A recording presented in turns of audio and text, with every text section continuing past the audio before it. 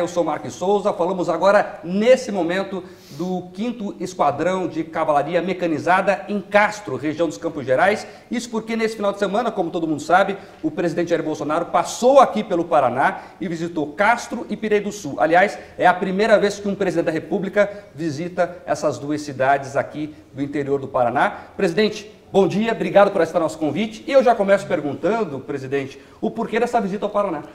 Sexta-feira também tivemos em Ponta Grossa, fazendo entregas. O governo, não é porque é o meu não, tem realmente realizado muita coisa pelo Brasil. E nós priorizamos concluir obras, a coisa que sempre foi esquecido no Brasil. Sempre havia aquela intenção de começar obras sem prazo para terminar.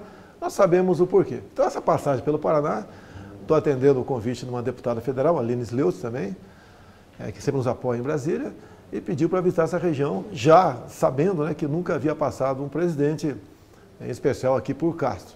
E é motivo de satisfação. Mais ainda também revendo meus amigos de caserna. Estamos aqui numa unidade de cavalaria do Exército Brasileiro. Eu comecei minha vida num quartel de cavalaria também em Mato Grosso do Sul. Então eu rever, não digo mais amigos, porque eu estou bastante idoso, né? Mas conhecidos, pessoas que ficaram depois de mim e que continuam, obviamente, trabalhando pelo Brasil dentro das Forças Armadas. Então, motivo de satisfação, ocupei a palavra por 2 vezes, lá em Ponta Grossa e aqui também. Falo um pouco demais, né, em média 40 minutos, mas sempre mostrando a realidade, o que é o Brasil, o que eu fui fazer, por exemplo, lá na região do Vale do Rio Cotingo, Raposa, Serra do Sol, Roraima, o que fiz em Manaus também. Eu mostrando o Brasil, o nosso potencial. Esse país é maravilhoso, ninguém tem o que nós temos. E mostrando também qual a saída para esses problemas que nós enfrentamos. Então, eu me sinto bem, me sinto feliz, andar pelo Brasil, apresentar propostas, fazer entregas, como por exemplo, nós diminuímos muito a pressão do MST, porque, entre outras coisas, estamos distribuindo título de reforma agrária. O senhor fez entregas aqui de propriedades, inclusive, né? Poucas, né? Mas nós fizemos mais entregas que nos últimos 20 anos de governos que nos antecederam.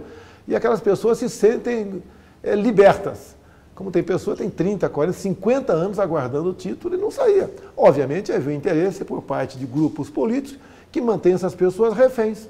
Sempre quando precisava invadir uma terra de alguém, passava com ônibus para aquela propriedade, como a pessoa não era dona daquela terra, ocupava provisoriamente, acabava indo para não sofrer pressões do governo na época. E hoje, quando recebe o título, ele sabe que a propriedade é dele, o que ele fizer vai ficar para ele, para os teus filhos e para os teus netos. Isso diminui a pressão do MST, que cada vez mais está distante, também por outros motivos. Nós acabamos com dinheiro de ONG para MST. Nós fizemos que foi possível fazer via decreto e portarias a questão do armamento. Eu entendo que o cidadão de bem tem o direito de ter uma arma. E uma arma é uma garantia, né, da sua liberdade dentro de casa e também da sua liberdade em âmbito nacional. Porque todas as nações outras que rumaram para uma ditadura, as populações foram precedidas por uma campanha de desarmamento. A gente age exatamente o contrário. Então, no tocante ao agronegócio, também, me desculpa, né? Em parte, o pessoal do agronegócio se sente mais tranquilo, mais garantido com a nossa administração.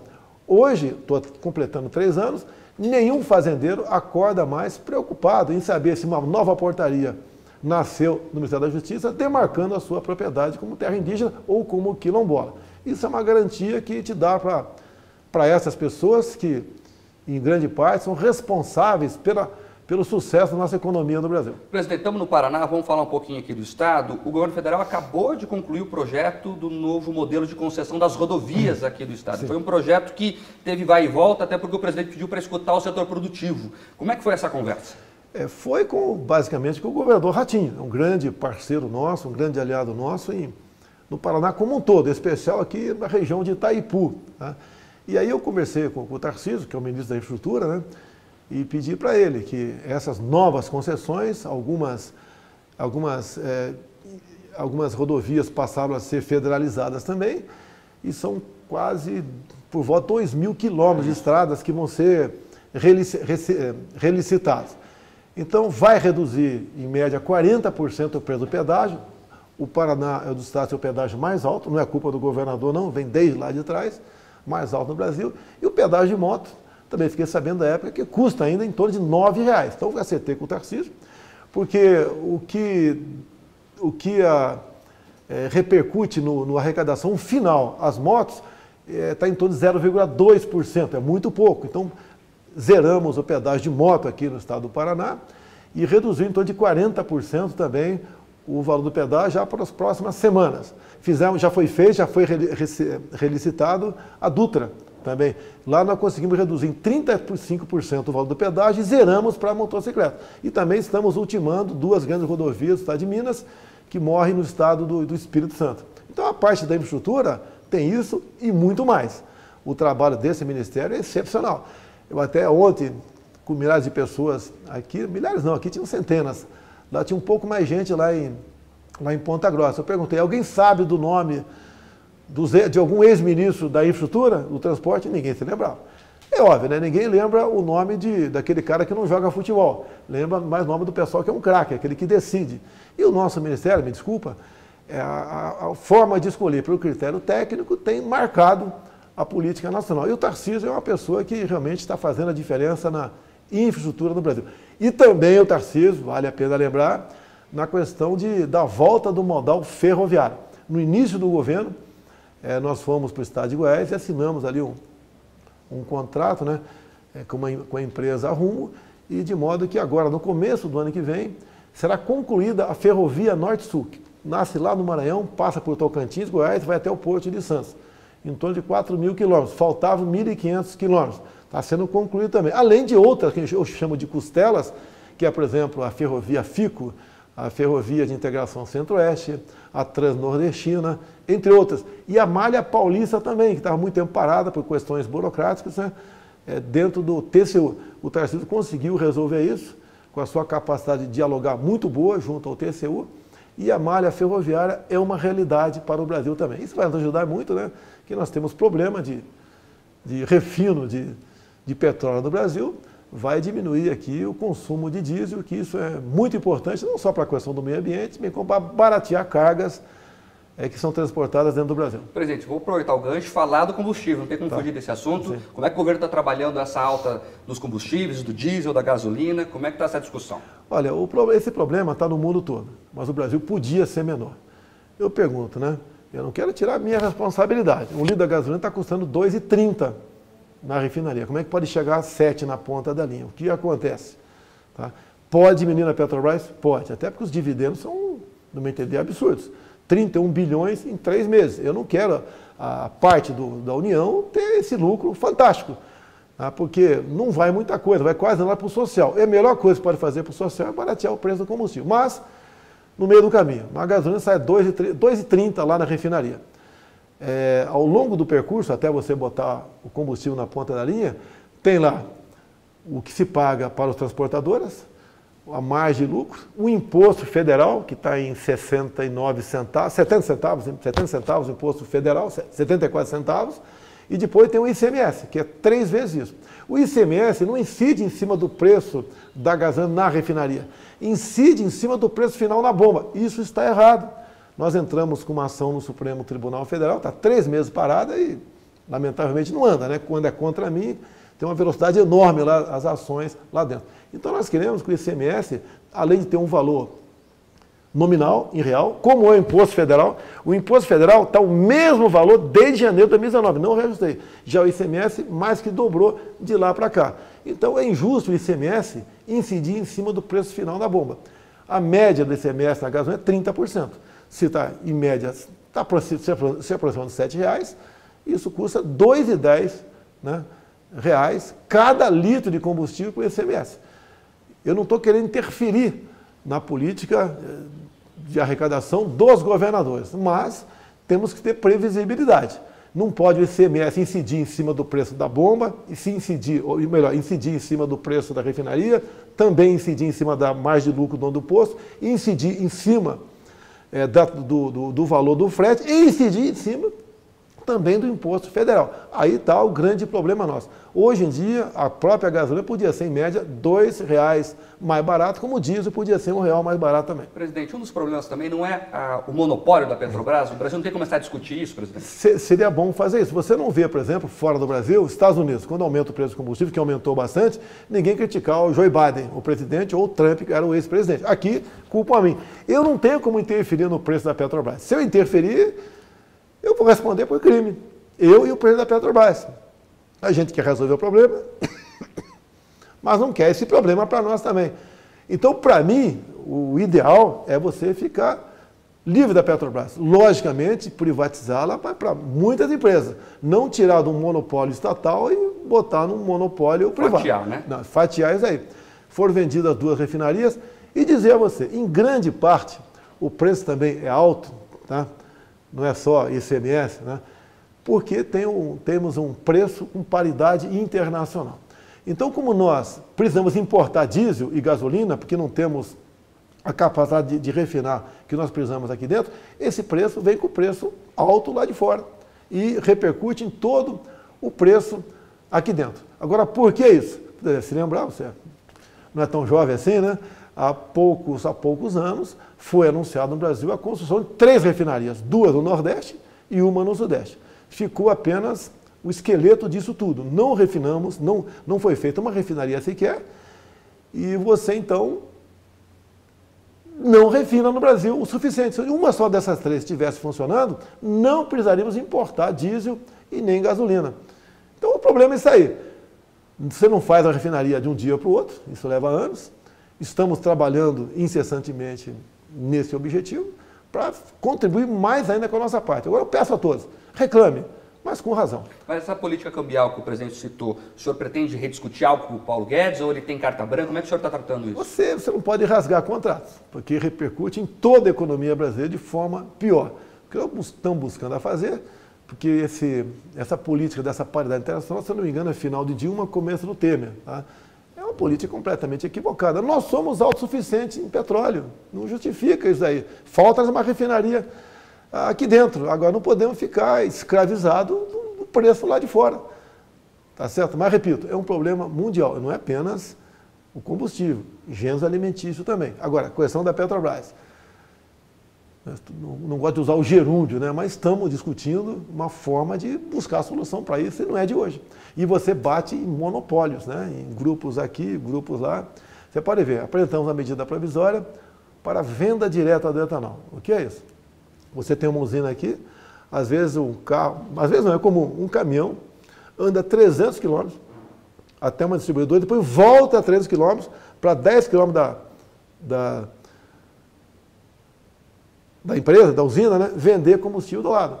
Anulamos isso aí. Agora, isso daí não interessa para muitos governadores, porque ao chegar mais barato e o preço do ICMS é cobrado no preço da bomba, ele arrecada menos. Então a gente luta contra esses lobbies todos. Agora, o povo já discute o preço do combustível não apenas comigo. E o preço do combustível, presidente, gera inflação, Sim. ajuda a inflação. A inflação é um monstro que precisa ser controlado. Como é que o senhor está tentando controlar a inflação? Você não tem como fazer milagre, é uma correia de transmissão essa questão. Inclusive a Petrobras já fala em um novo reajuste. Eu não vou omitir informações, é uma realidade o que está acontecendo. E você vê já cada vez mais crescendo tendência de movimentos de caminhoneiros para parar o Brasil. Olha, vocês querem parar? Não é o direito de vocês. A gente lamenta porque todo mundo perde com isso, inclusive vocês mesmos. Agora, vamos reclamar de quem realmente é o responsável por isso. A Petrobras não é responsável. É uma empresa que está existindo para si, um monopólio para si e para seus acionistas. Né? Quero divulgar, os números são astronômicos, né? Do lucro da Petrobras ao longo dos anos. Em grande parte vai para acionistas. Agora, pessoal diz, sem acionista não tem como investir. Olha, mas não é por aí. Você não pode ter um monopólio estatal que prejudica o povo como um todo, porque a maior forma de prejudicar o povo como um todo é através da inflação. Presidente, o governo acabou de anunciar também o Auxílio Brasil, até um aumento no primeiro momento, a partir de 17 agora. Como é que o senhor está vendo essa questão de como pagar o Auxílio Brasil? Você vê, né? As consequências do preço alto é aquela política do fique em casa, a economia te vê depois. Eu fui contra. Sempre disse que tinha que cuidar dos idosos e pessoal com comorbidade. O povo tinha que trabalhar.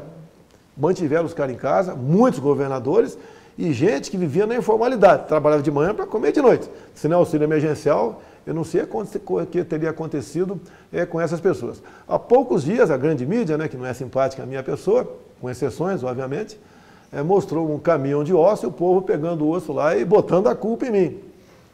Bem, quando te fala em dobrar o Bolsa Família, que passa a ter um novo nome, né, Auxílio Brasil, essa mesma imprensa que me criticou na questão do caminhão de osso está contra agora a gente aumentar e dobrar o valor do Bolsa Família. Por que dobrar?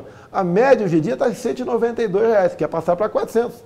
Porque teve uma inflação grande, na casa de 50%, nos gêneros alimentícios. Agora, foi votado em primeiro turno na Câmara, passou aí o parcelamento, não é calote, é o parcelamento dos precatórios. Estava previsto a gente pagar em torno de 30 bilhões o ano que vem, e o Supremo Tribunal Federal falou que tem que ser 80. E esses 50, 40, 50 restantes entra no teto. E daí você simplesmente não tem orçamento, você fica engessado. Inclusive, não tem como majorar a questão do Bolsa Família.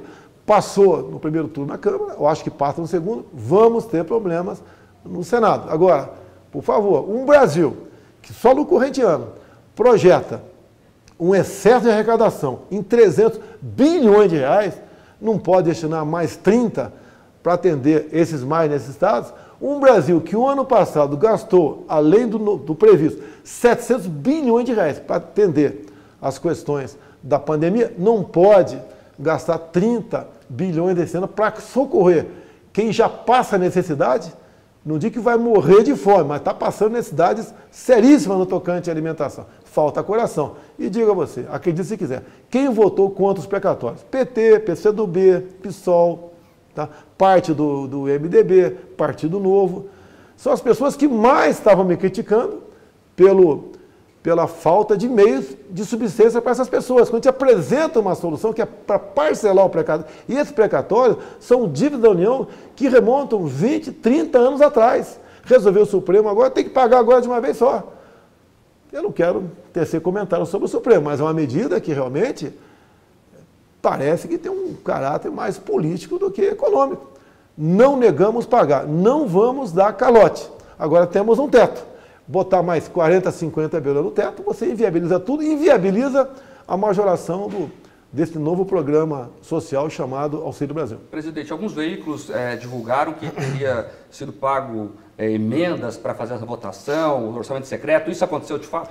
Olha, como é que você pode falar em orçamento secreto se ele é publicado no Diário Oficial da União? Tem um tal de RP9 lá.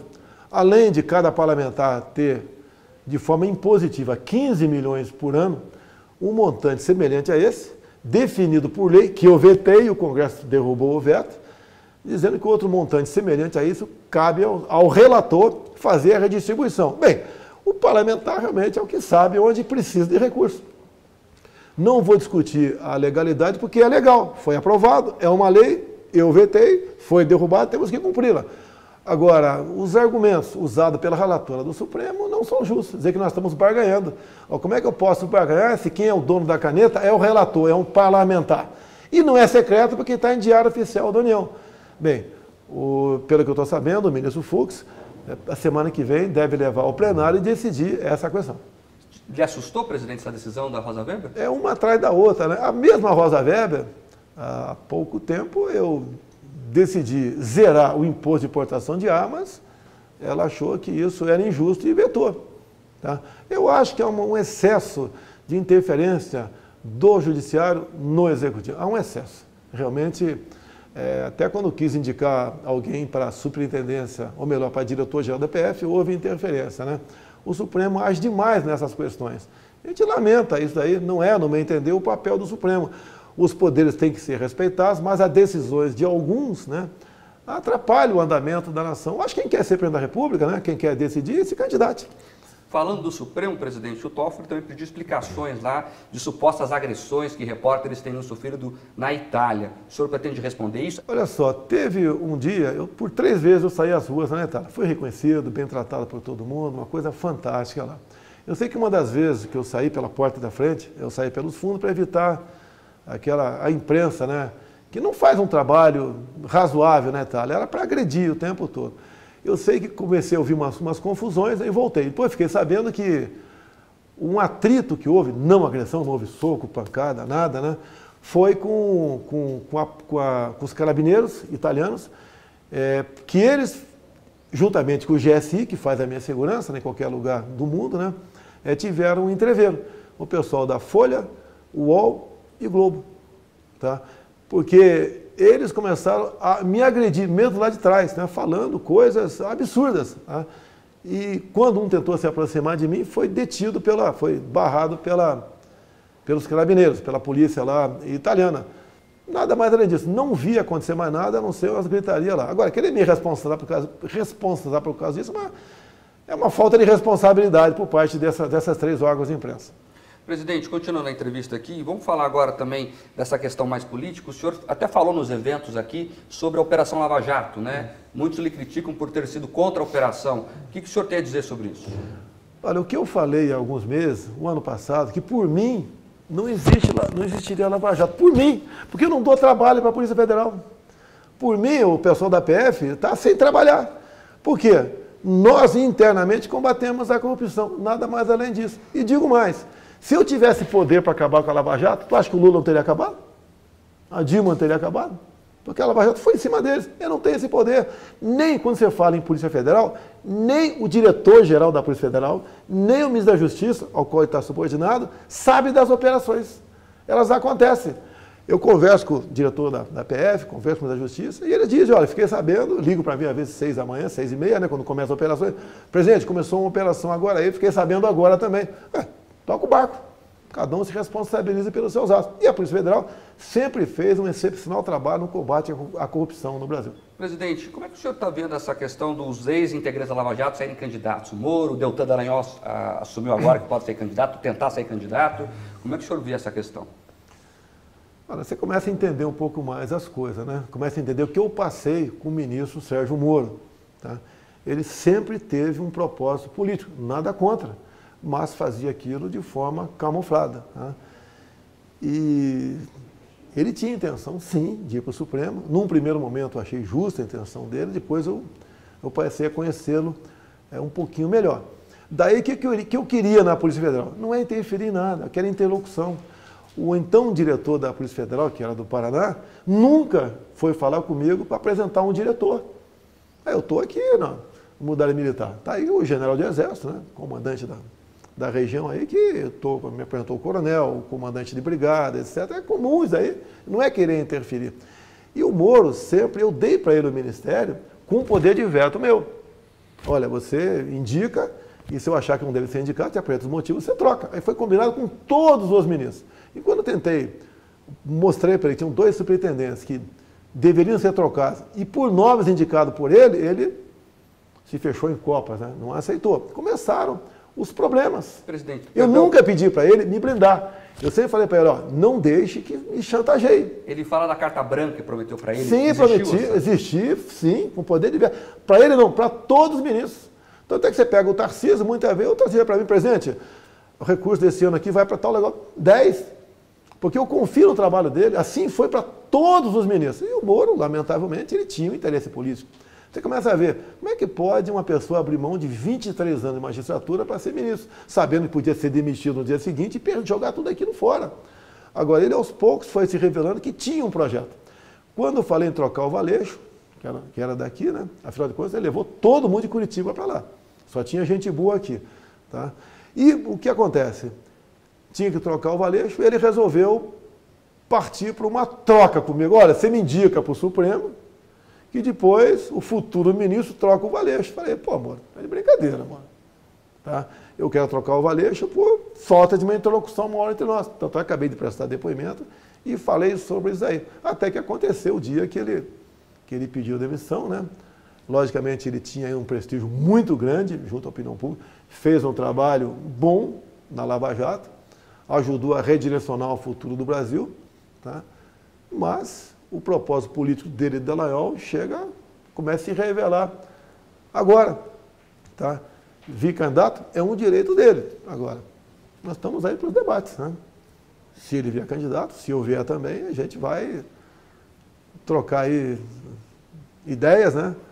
por ocasião de debate, sem problema nenhum. E o povo escolhe aí quem achar que deve melhor administrar o Brasil. Presidente, falando em eleições, o senhor trocou o discurso sobre as urnas eletrônicas. O que mudou no cenário que o senhor agora passa a dizer que confia no sistema? Ou vai confiar, pelo menos? Agora, peraí, tem um fato novo. Tá? Depois daquela atrito todo, teve a primeira live minha que o TSE rebatia em tempo real e eu deixei o melhor da festa, né, no segundo tempo, semana seguinte, onde eu mostrei laudos da Polícia Federal, mostrei o que aconteceu por ocasião do segundo turno, onde um grupo de hacks ficou por 8 meses dentro do TSE, tá? E só depois do segundo turno isso foi revelado, porque um dos hacks resolveu denunciar, a ministra Rosa Weber era a presidente, abriu o inquérito, e o que de mais importante, entre tantas coisas importantes, o próprio TSE informou para a Polícia Federal que os logs foram apagados. O que é o log? É a digital. Tem um crime aqui, por exemplo. Então, a gente vai colher digital. Se você, por exemplo, passou um pano em tudo quanto é lugar por aqui, nos copos, etc., você apagou as digitais, apagou os logs. Por que o TSE fez isso? Então, nós demonstramos realmente que, entre outras coisas, que tinha alguma coisa que tinha que ser feita lá. O que o ministro Barroso fez? Primeiro foi contra. Tudo bem. E depois ele resolveu, via portaria, convidar instituições para participar do processo. E uma dessas instituições, né, foi a nossa querida Forças Armadas. E as Forças Armadas vão participar, então, de todo o processo, do primeiro ao último degrau. Lá do código-fonte, a sala secreta. Então não tem por que você desconfiar de um sistema dessa forma, porque a desconfiança sempre existiu, é natural. Você pode criticar tudo, o pessoal critica Jesus Cristo, o presidente, o Papa, por que não pode criticar o TSE? Tá? É um direito nosso, inerente à nossa democracia. Então, a partir desse momento, além de outras instituições confiáveis que vão participar de todo o processo eleitoral, não tem por que você desconfiar. Mas o ideal, eu ainda acho que é o voto impresso ao lado da urna eletrônica, como 99% dos países democráticos fazem. Presidente, e para terminar esse papos de eleições, como é que o senhor está se preparando para o ano que vem? Promete ser uma campanha bem aguerrida, né? Como é que o senhor vai? Todos contra um. Exato. Como é que o senhor está se preparando? Não tem Como é que o senhor problema. está avaliando o Não cenário? tem que se preparar. Se eu vier candidato, o pessoal vai saber o que aconteceu nos últimos 4 anos. Assim, se o Lula vier, nos 8 dele, mais 6 da Dilma. Tá? E assim vai ser. Sem problema. Logicamente que o ano que vem, por ocasião das eleições, onde os candidatos vão apresentar solução para o mundo. Agora, eu convido eles agora, candidatos, a me apresentar soluções para agora. Eu assino embaixo e digo quem foi que apresentou essa solução. A terceira via lhe preocupa? Não, de jeito nenhum. Bem, eu falo muito de Bíblia, né? Eu sou cristão, sou católico. Eu usei muito aquela passagem do João 8,32, da verdade. Depois usei muito o outro, né? Por falta de conhecimento, meu povo pereceu. E tem outra passagem de Bíblia agora. Seja quente ou seja frio, não seja morno, senão te vomito. Esse pessoal vaselina, que é amigo de todo mundo, não dá certo. É igual aquele cara na pelada. Tu é peladeiro? Sim. Aquele peladeiro, tu joga onde? Qualquer posição. Não joga nada. Tá? E assim a política também, é assim que vai ser. Eu vou ter a verdade acima de tudo, não tem problema nenhum. Entendo que estou cumprindo uma missão de Deus, até pela minha sobrevivência da facada, uma eleição milagrosa, e alguns dizem que por milagre eu estou no poder, porque eu não reparti o poder. O futuro a Deus pertence, consciência tranquila. Apesar da pandemia, estamos indo bem na economia, lamentamos todas as mortes, como lamentamos a morte da cantora, né? Trágica, faz parte da nossa vida, e vale lembrar, do tempo da facada, que vai pedir a Deus para não morrer não é por mim, é para não deixar minha filha órfã. E a nossa querida cantora Marília, né, deixou um garoto de 2 anos de idade. Que Deus conforte a ela, bem como os familiares de todos naquele trágico acidente no avião. Presidente, 5G, o Brasil acabou de fazer o leilão dessa tecnologia. O que o senhor avalia do resultado disso? Fantástico, é o trabalho conduzido pelo ministro Fábio Faria das Comunicações. Tá? O leilão foi um sucesso, não é apenas o 5G. Nesse contrato, nessa nova concessão do 5G, nós temos milhares de pontos no Brasil que não tem internet, vai ter internet 4G para todas as pessoas, e a internet é comunicações. E eu costumo falar, né, por 2 momentos que eu tive lá na região de São Gabriel da Cachoeira, falei com os Yanomamis e falei com os tucanos. O que vocês querem? Adivinha que eles pediram para mim? Internet.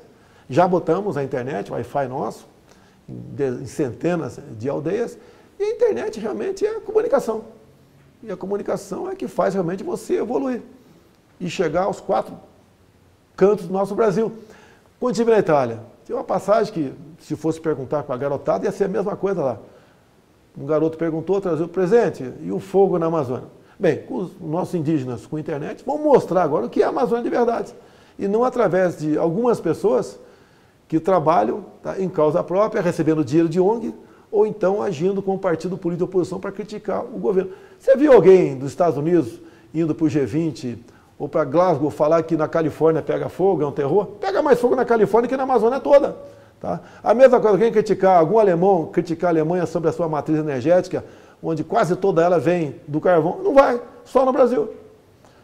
Então, com a internet, com nossos indígenas mostrando o que é a Amazônia, como eu mostrei agora, num pequeno vídeo, o que é o Vale do Rio Cotingo, na Raposa Serra do Sol, né? Onde eu desci na aldeia, inclusive, ali, conversei ali com a aldeia, o pessoal da aldeia Flechal, o que eles querem?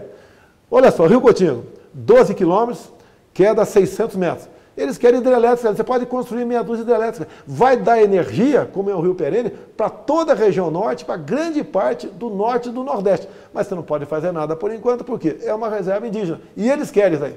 Nós vamos romper isso aí, e a gente vai dar royalties para eles vão ser felizes, cada vez mais vão se integrar à sociedade e cada vez mais vai ser igual a nós. É isso que nós queremos, é a igualdade de verdade por cima e não por baixo, como a esquerda sempre prega. O senhor vai para 3 anos de mandato agora, tem alguma coisa que o senhor se arrepende? Não tem arrependimento, né? A gente nos empenhamos, fizemos o máximo. Quando se fala em vacina, me criticaram, não comprou vacina em 2020. Deu cara parda, quem tinha vacina para vender em 2020? Ninguém tinha. A primeira vacina foi no início de dezembro no Reino Unido. A nossa começou aí no mês seguinte. Compramos já mais de 320 milhões de doses de vacina. Quem quis tomar a vacina, tomou. Eu falei que jamais obrigaria alguém a tomar a vacina. Toma quem quer. Sou contra o passaporte vacinal, como disse, né, vale a pena tu ouvir, um bate-papo de 15 minutos que eu tive com o presidente da OMS, tá? Falando sobre isso, falando sobre vacinação de crianças. Você que é pai, vai lá, vê o que o presidente da OMS falou sobre isso aí. Né? Falando sobre lockdown, que eu sempre fui contra. Desculpa aqui, não errei nenhuma, não é porque tinha a bola de cristal, porque eu estudei e não procurei fazer o politicamente correto. E decisões você tem que tomar. Eu não posso saber que todo mundo está apoiando uma coisa que vai dar errado daqui a 6 meses, eu ficar nesse bolo, me acomodar. Não poderia fazer isso e não fiz isso. Eu não tenho preocupação com a possível reeleição. Minha preocupação com a minha consciência e com o futuro do Brasil. Isso está dando certo. Sempre defendi a autonomia do médico. Se o médico quer receitar uma coisa para você se curar, né? E que não está na bula e não tem remédio específico para aquilo, é um direito do médico, conversando contigo, chegar a essa decisão. Sempre apoiei o presidente do Conselho Federal de Medicina nessa linha. Agora, hoje em dia, parece que você, para tiver uma doença aí contra o vírus, tem que procurar William Bonner ou Omar Aziz. Tá certo? Não é dessa maneira. Olha o protocolo do Mandetta, porque mandei o Mandetta embora. O protocolo dele, vá para casa. Quando sentir falta de ar, procura um médico. Eu falei, Mandetta, eu nunca vi você começar a tratar uma doença em fase hospitalar. Olha que eu sou capitão de artilharia, faz exatamente o contrário que você faz. Tá? Continuou sendo marqueteiro daquela grande rede de televisão, deu um cartão vermelho para ele. Hoje em dia é candidato por aí. Quero saber num debate como é que ele vai olhar da minha cara. Quantas pessoas poderiam ter sido salvas se nós todos dessemos autonomia para o médico decidir? Eu tomei aquele negócio que cura malária, quando senti mal, no dia seguinte estava bom. E assim, mais 200 pessoas da presença fizeram o mesmo tratamento. Ninguém foi sequer para o hospital. Bem, agora está chegando aí um remedinho, você vai ver o preço, né? Bem caro, que vai ter o mesmo princípio ativo desse de matar piolho, desse de combater a malária, para o povão aí comprar. O povão não vai comprar que não tem dinheiro, vai cair no meu colo. Pagar uma fortuna por um tablete de cápsula, né? Que já existe aqui no Brasil, um genérico no mínimo. Presidente Jair Bolsonaro, quero agradecer a sua entrevista aqui exclusiva para a Jovem Pan Paraná, para os veículos do Grupo RIC. Nós estamos carecendo de uma mídia independente, que fale a verdade e critique com razão. E não apenas criticar por criticar. Parte da mídia funciona como um partido político de oposição. Não deve ser assim. Eu não cortei verba, 80% das verbas de propaganda para a rede de comunicação por maldade, é para poder usar em outra área. Eu sempre disse para esses colegas da imprensa teus, né?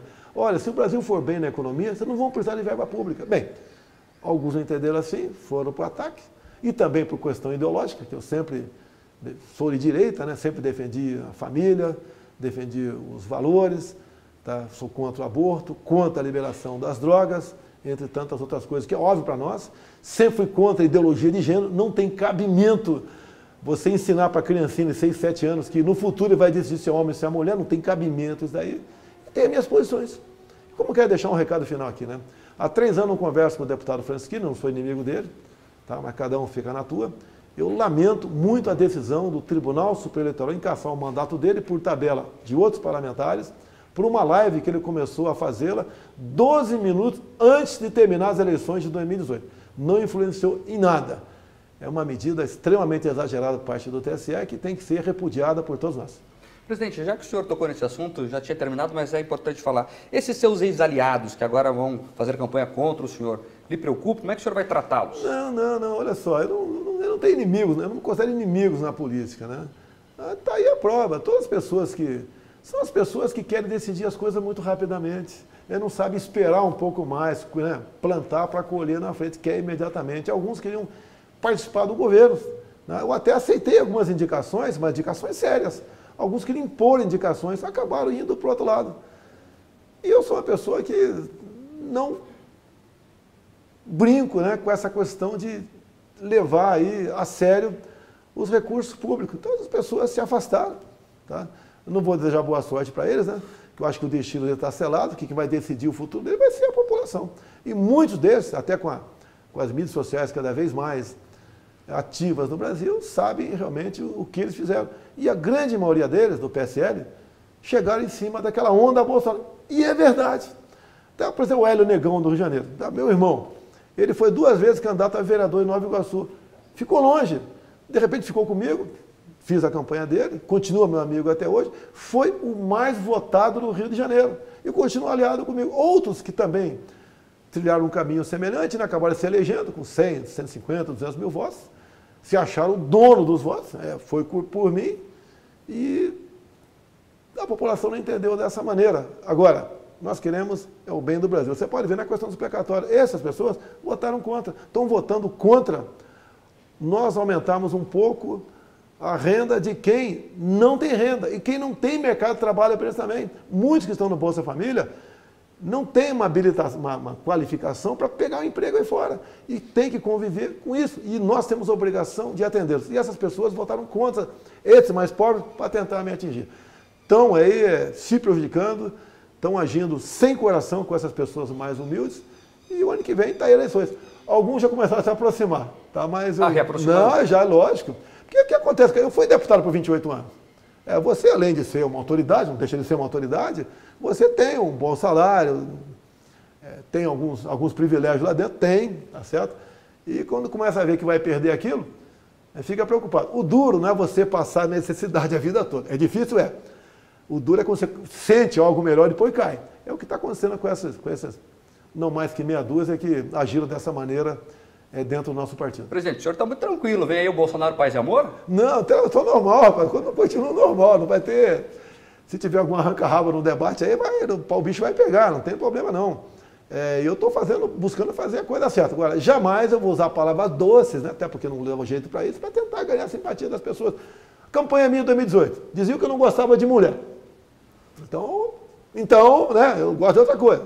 Diziam que eu era homofóbico. Então eu não gosto também daquelas pessoas, né? Eu não gostava de nordestino, eu era racista, era xenófobo. Né? Quando me chamaram de misógino a primeira vez, eu confesso, eu não sabia o que era misógino, eu acho que você não sabia também. Peguei uma assessor, o que é isso? Estou sendo criticado ou elogiado? Não, estou dizendo que você não gosta de mulher. Foi lá no Senado com a senadora Marinor, acho que é do Pará nesse momento. Então me acusaram de tudo. Tá? E nós vencemos isso aí, com um partido que tinha 8 segundos de televisão, arrecadamos 4 milhões, não tinha fundo poetizado, gastei 2,5. Fui acusado de abuso de poder econômico pela Folha de São Paulo. O TSE, obviamente, alguns atentaram uma maneira de tentar caçar a nossa chapa, não conseguiram. Eu jogo dentro das 4 linhas, mas não posso admitir alguém jogar fora das 4 linhas. Daí você tem uma luta desigual, né? Estamos dentro da normalidade, respeito à Constituição, respeito os militares, devo lealdade ao povo brasileiro, acredito em Deus e estamos, no meu entender, fazendo o melhor que eu posso fazer. Se tem alguém que possa fazer algo acima do que eu faço, se apresente, dispute as eleições, se ganhar, boa sorte. Presidente, obrigado pela entrevista. Valeu.